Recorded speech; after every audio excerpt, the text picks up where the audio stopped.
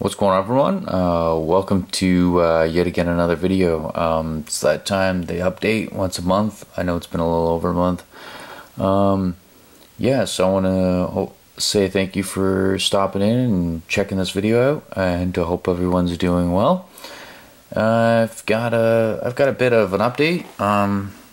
Yeah, so I'm just gonna go through the DVDs. A lot of these I got on eBay auctions. Like a game cycle, it's like a video game shop slash dollar store pickups and stuff like that. I'm trying to find movies that aren't ridiculous expensive, because I find they get expensive if you're really after certain ones.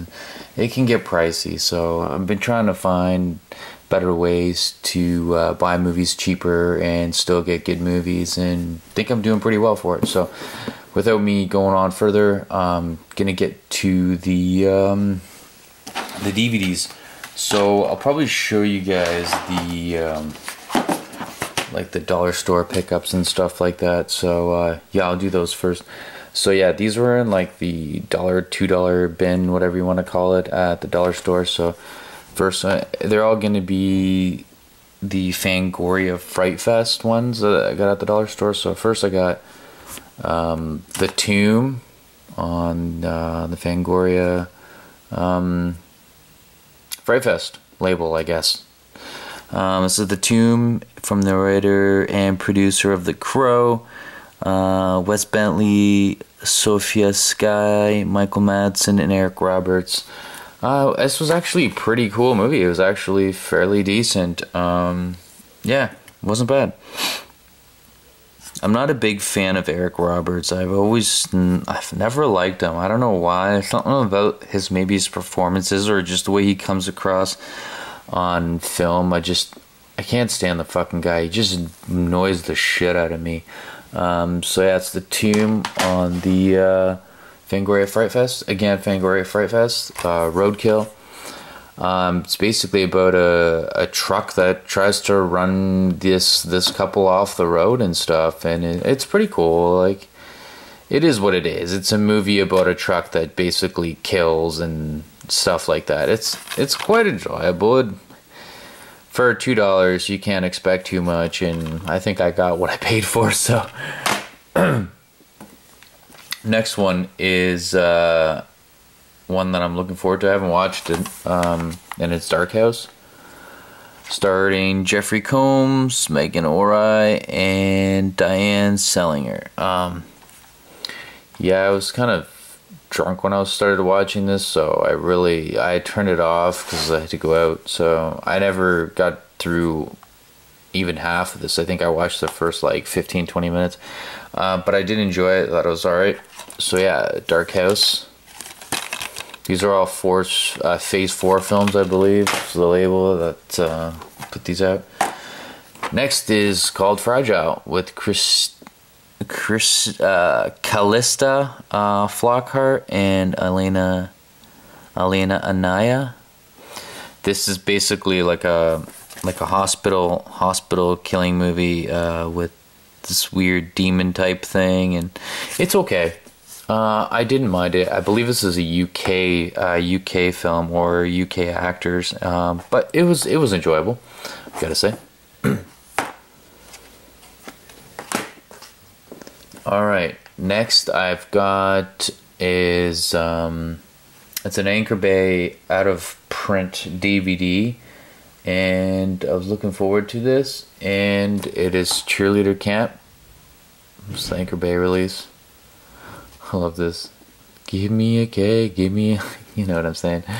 But another great Anchor Bay out of print release that I was after, so happy to find that. Next I got it's a Full Moon Pictures release, and it's The Dead Hate the Living.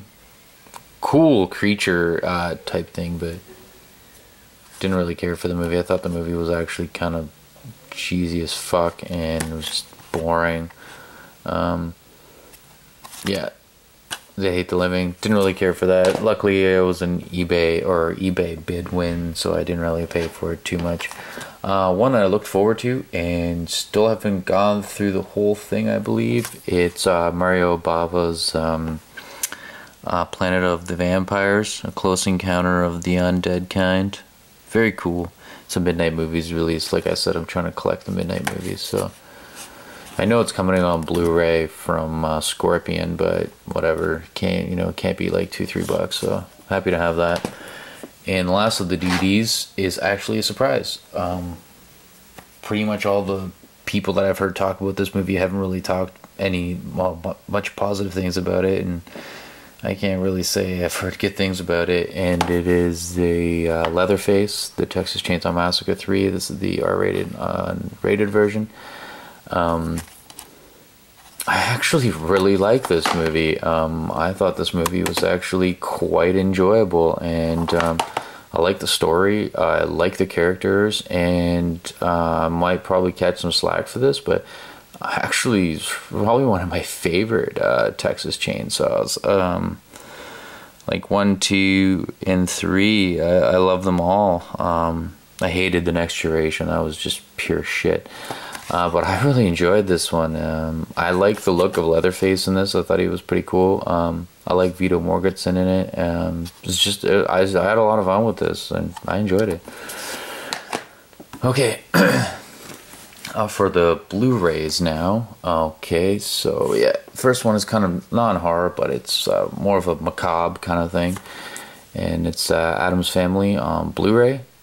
Really like this. It's with the imposter Fester in it. The guy, he also was the scientist or professor, whatever you want to call it, in the Back to the Future movies. Yeah, the scientist. I love this movie. I think it's fantastic. It's just fun humor and like a macabre, dark humor. I really like this. Addams Family Blu-ray. I'm happy it came out on Blu-ray. Got it for like a 20. Next one is one I was actually looking forward to. I didn't really like the subject matter that it deals with, but the way this movie was executed, I thought it was absolutely brilliant. And I believe it's an Israeli film, and that is Big Bad Wolves. I love best film of the year, Quentin Tarantino. He says that about every fucking movie. Get the fuck out of here.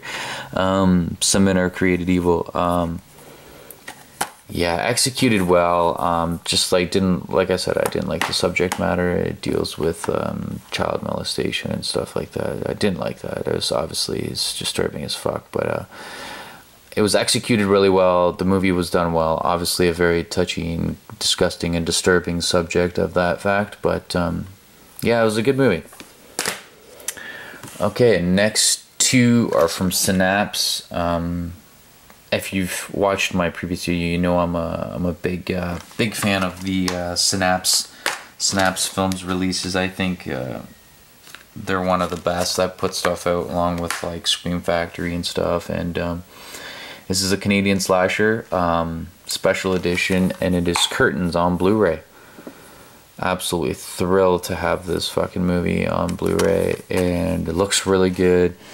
You know, look at the special features, just like a ridiculous amount of special features. And Synapse always top-notch releases for their Blu-rays. So happy to have this Curtains in my collection.